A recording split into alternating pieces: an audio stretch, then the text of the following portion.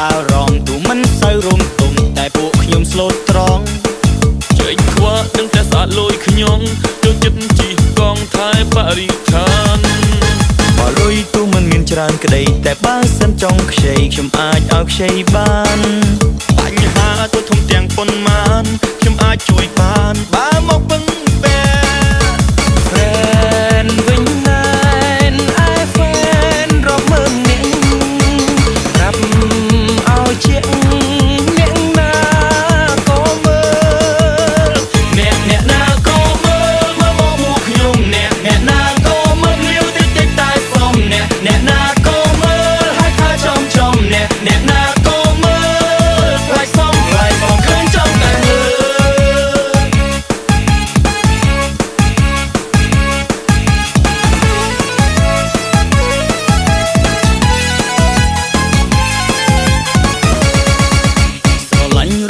ក្មេងចាស់មិនប្រកាន់វណ្ណៈទោះជាធ្វើការអ្វីកម្មករអ្នករកស៊ីមន្ត្រីសុទ្ធតែមានតម្លៃនៃជាតិខ្មែរតែមួយ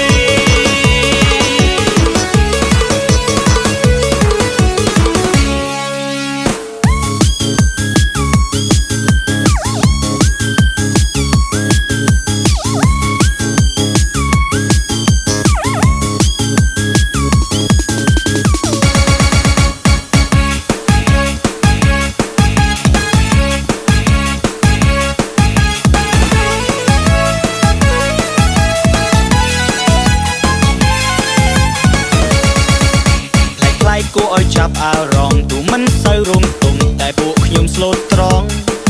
ជើញខ្វះនឹងតែស្អាតលួយខ្ញុំចូលចិត្តជីកងថែបរិស្ថានបើលុយទូមិនមានច្រើនក្តីតែបើសិនចង់ខ្ចីខ្ញុំអាចឲ្យខ្ចីបានបញ្ហាទៅធំទាំងប៉ុន្